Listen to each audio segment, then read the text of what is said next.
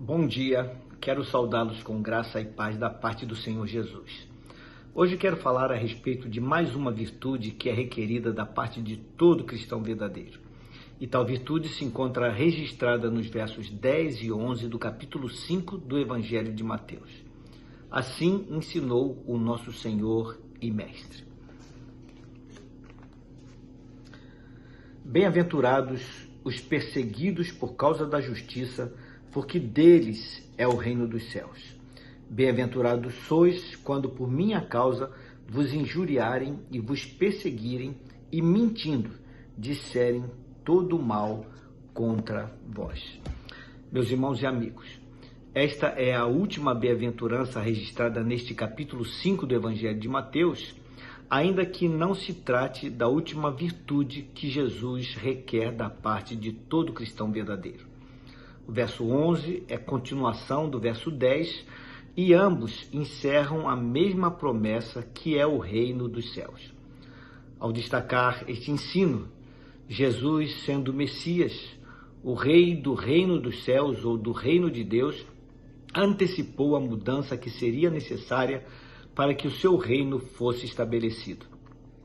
Na ocasião em que proferiu estas palavras, João Batista já havia sido encerrado na prisão e estava com seus dias contados. E Jesus sabia que por causa do seu reino, muitos outros teriam o mesmo destino de João Batista. Devido à intensa força do mal, somada à ostensiva oposição da parte das autoridades religiosas que se levantariam contra o reino e contra o rei e seus seguidores, Jesus previu que a luta não seria fácil e que os discípulos enfrentariam muitos problemas de perseguições, injúrias e calúnias. Não sabemos o que Jesus tinha em mente quando planejou trazer o seu reino ao mundo, mas pelo menos existe a indicação de que ele esperava muitas dificuldades e sofrimentos quando isto acontecesse. No entanto, estas palavras têm uma aplicação ainda mais ampla, pois também se referem, de certa forma, à perseguição que é passível de ocorrer por causa da justiça. Os que querem receber o reino de Deus estão sujeitos à perseguição por causa do Rei, que é a justiça para todo aquele que nele crê. No capítulo 14 do livro dos Atos dos Apóstolos, a questão da perseguição por causa da justiça, por causa de Cristo, fica mais do que evidenciada, pois ali está registrado o seguinte. Permitam-me ler com vocês. Em Icônio, os judeus incrédulos incitaram e irritaram contra os irmãos os ânimos dos gentios. E como surgisse um tumulto dos gentios e judeus, associado com as suas autoridades para os ultrajar e apedrejar, sabendo-o eles, fugiram para Listra e Derbe, cidades de Licaônia, e para a província circunvizinha. E ali pregavam o evangelho. Sobrevieram, porém, os judeus de Antioquia e de Icônio, que, tendo convencido a multidão, apedrejaram a Paulo e o arrastaram para fora da cidade, cuidando que estava morto. Meus queridos, eu poderia citar outros exemplos de perseguição nas Escrituras Sagradas, sofrida pela igreja, mas creio que não seja necessário. No seu ensino, Jesus referiu-se à perseguição não apenas como agressão física, mas também na forma de calúnia, porque ele afirmou que, mentindo, as pessoas diriam todo o mal contra os discípulos. Por vezes, a maledicência possui um potencial mais destrutivo do que a violência física. Muito embora, nesta ocasião, o Senhor Jesus não estivesse se referindo à ação oficial dos governos ou dos tribunais de justiça, suas palavras contemplam esta ideia também. Na história de Roma, estão registradas para conhecimento geral as perseguições e também as chacinas realizadas por seus mandantes, dentre eles o imperador Nero. Chacinas essas sobre a vida dos cristãos, cujo único crime cometido foi o de crer no Messias Salvador, na justiça, que é Jesus. Pedro, Paulo e João e outros dos apóstolos tiveram suas mortes vaticinadas pelas penas de governantes e magistrados naquela época. É certo que este ensino se aplica a nós cristãos de todos os tempos. Por isso eu pergunto, e nós cristãos evangélicos brasileiros, que futuro nos aguarda? Seremos algum dia perseguidos por causa da justiça, por causa da pessoa do Senhor Jesus Cristo?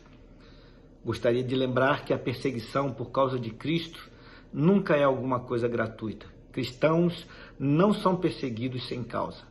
Só existe perseguição sobre a vida dos cristãos quando estes estão vivendo a vida de acordo com o reino ao qual dizem pertencer.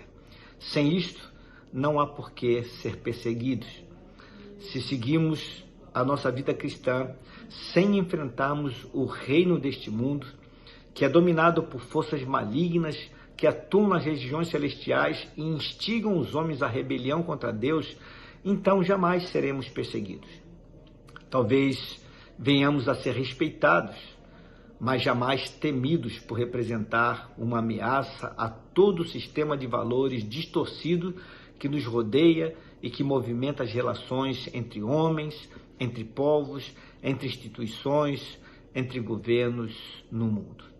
Enquanto o nosso cristianismo não passar de uma devoção ensimesmada e voltada para o nosso próprio deleite, e não para cumprir a vontade do Pai Celestial, não saberemos nem de longe o que vem a ser o sabor da bem-aventurança e da virtude que decorre da perseguição por causa do nome de Cristo.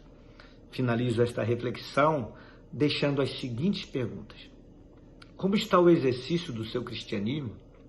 Você representa de fato alguma ameaça efetiva ao sistema maligno que opera neste mundo? Alguma vez na sua vida você sofreu algum tipo de perseguição por causa de Cristo? Sofreu injúria, perseguição ou foi alvo de alguma mentira por causa da justiça que é Cristo? Pense nisto. Vamos orar? Pai querido Deus de amor, obrigado por que o Senhor nos chamou a partilharmos dessa bem-aventurança, a de sermos perseguidos, a de sermos injuriados, a sofrermos calúnia até, por causa da justiça, por causa de Cristo. E para que isso ocorra, Senhor Deus, nós precisamos nos opor ao sistema maligno que opera neste mundo, ao império das trevas, ao reino do mal. E se nosso cristianismo não for um cristianismo efetivo, não seremos perseguidos. Talvez sejamos respeitados, mas jamais perseguidos. Pai querido, levanta homens e mulheres que estejam dispostos, Senhor Deus, a serem perseguidos porque professam a justiça que vem pela fé em Cristo Jesus. Que possamos sair da zona de conforto e anunciar ao mundo que o reino de Deus já veio sobre esse mundo e que nós somos participantes e que estamos junto com o Senhor Jesus implantando o reino aqui na terra, um reino de justiça, o reino do justo que é Cristo Jesus nosso Senhor. Ajuda-nos, Senhor Deus, é a oração que fazemos a Ti, no nome dEle, no nome do Rei dos Reis, do Senhor dos Senhores, da justiça para todo que crê, que é Cristo Jesus, o nosso Senhor. Amém. Meus queridos, tenham uma abençoada sexta-feira. Fiquem na paz do Senhor.